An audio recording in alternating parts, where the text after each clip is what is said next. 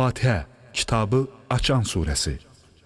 Bu surə Qurani Kərimin əvvəlində gəldiyinə görə ona Əl-Fatihə, kitabı açan adı verilmişdi. Quranın yazılış və oxunuş tərtibatında ilk sırada gələn surədir. Amma bu surə ilk nazil olan surə deyil.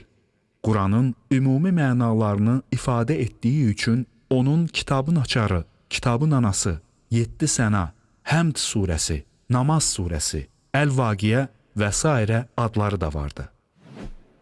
Fatihə surəsinin təfsiri.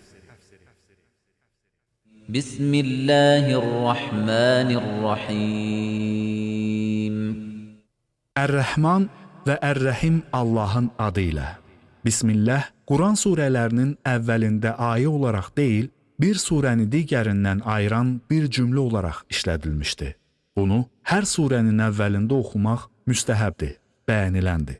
Yalnız Tövbə surəsinin əvvəlində oxumaq məkruhdur, bəyənilmir. Allah kəlməsi yalnız Allah Teala'ya məxsus olub, ondan başqasına verilməmişdi. Sözün kökü ilahdan götürülmüşdü. Qeyri-müəyyənlik halında, yəni əl-ilah deyil, ilah kimi işlədildikdə, haqq və ya batil olan hər ilaha şamil olunurdu. Amma sonradan bu ad deyildikdə, yalnız haqq olan ilah nəzərdə tutuldu. Rəhman və Rəhim, bunlar rəhmətdən düzəldilmiş sözlərdir. Ər-Rəhman sözü Ər-Rəhim sözündən daha çox mübaliğə edilmişdi. Ər-Rəhman sözü Allahdan başqasına aid edilməmişdi. Elhamdülillahi Rabbil alemin. Həmd olsun Allaha. Həmd, Allahın bəxş etdiyi gözəlliklərə dil ilə səna etməkdir. Həmd yalnız söz ilə olur. Şükr isə söz, qəlb və əzalarla olur.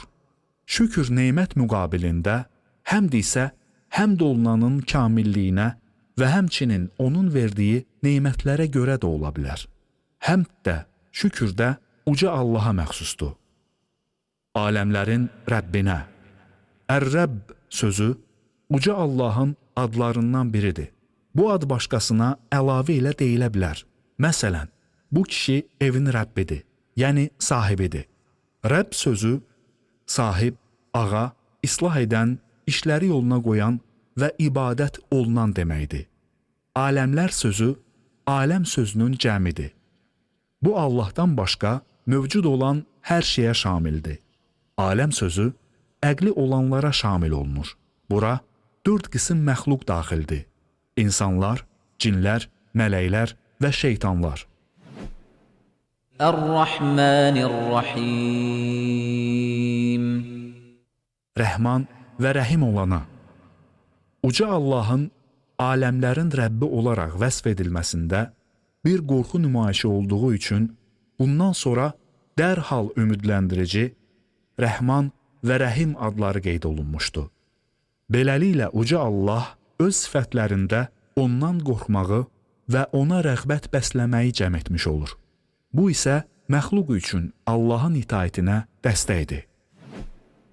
Maliki yevmiddin.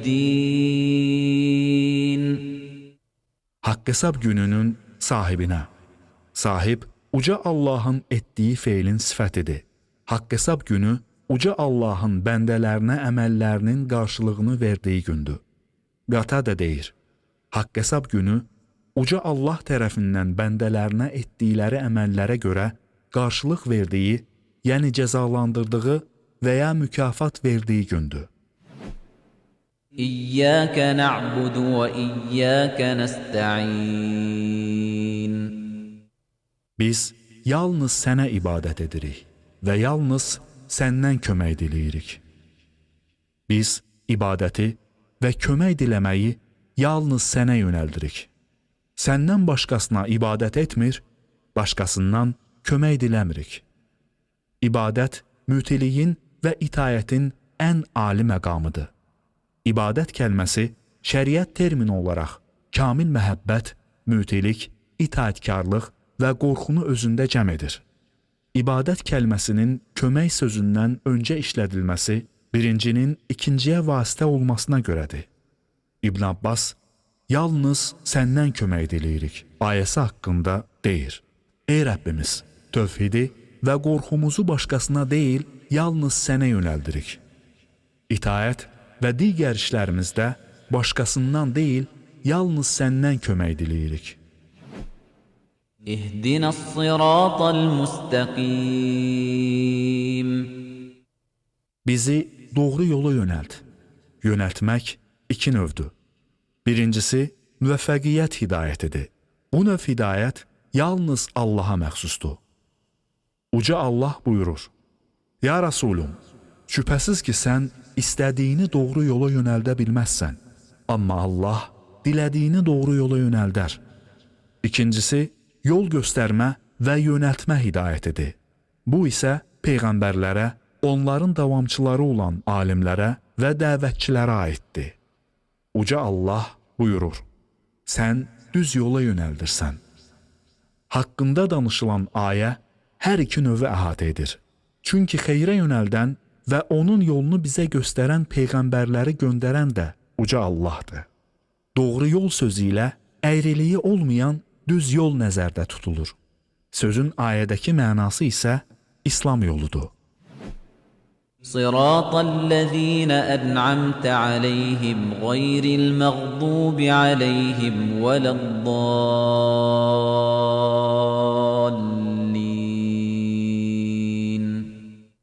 Neymət verdiyin kəslərin yoluna. Neymət verilənlər uca Allahın bu ayəsində qeyd olunur. Allaha və Peyğəmbərə itaət edənlər, Allahın neymətlər verdiyi nəbilər, siddiqlər, şəhidlər və salihlərlə bir yerdə olacaqlar. Onlar necə də gözəl yoldaşlardır. Qəzəbə düçar olmuşların, yəni bəzi yəhudilərin. Çünki onlar haqqı bildikləri halda onu tərk etmiş, ondan üz çevirmiş və buna görə Allahın qəzəbinə layiq olmuşdular.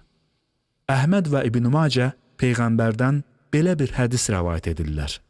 Yəhudilər sizin salam və amin deməyinizə həsəd etdikləri kimi başqa şeyə həsəd aparmırlar. Və azmışların yoluna yox, yəni bəzi xaçpərəstlərin. Çünki onlar cahillikləri ucbatından haqdan azmışdılar. Onlar İsa aleyhisselam barəsində açıq-aşkar şəkildə yollarını azmışdılar. Amin sözünün mənası Allahım, dualarımızı qəbul et deməkdir. Fatihə surəsinin fəziləti. Bu surənin fəziləti barədə bir çox hədislər rəvayət olunmuşdur. Belə hədislərin birində Peyğəmbər sallallahu aleyhi və səlləm deyir: Elhamdülillahi Rabbil aləmin 7 sənə və mənə verilən əzəmətli Qurandır. Böyük İslam alimlərindən İbn Teymiyyə belə buyurur: Fatihə surəsinin əvvəli təhmid, ortası tövhid, axırı isə duadır. Ubey İbn Kəb, Allah ondan razı olsun, rəvayət edir ki, Allah elçisi ona Allahın salavatı və salamı olsun demişdi. Uca Allah buyurur: Nə Tövratda, nə də İncildə Ummul Qurana, Quranın əsasına bənzər surə yoxdur. O, Səb'ül Məsənidir, 7 təkrarlanan ayədir. O, mənimlə qulum arasında bölünüb, quluma dilədiyi nə varsa veriləcəkdir. Əbu Hureyra, Allah ondan razı olsun, demişdi. Mən Allah elçisinin ona Allahın salavatı və salamı olsun belə dediyini eşitdim. Uca Allah buyurur: Mən namazı özümlə qulum arasında tən yarıya böldüm. Yarısı mənim, yarısı isə qulumundur. Quluma dilədiyi veriləcək. Qul, həmd olsun aləmlərin Rəbbi Allaha dedikdə, Allah, qulum mənə həmd sənə aiddir. Quluma dilədiyi veriləcək, deyir. O, mərhəmətli və rəhimliyə dedikdə, Allah, qulum məni təriflədi, quluma dilədiyi veriləcək, deyir. O, haqq hesab gününün hökümdarına dedikdə, Allah, qulum mənim şənimə təriflər söylədi.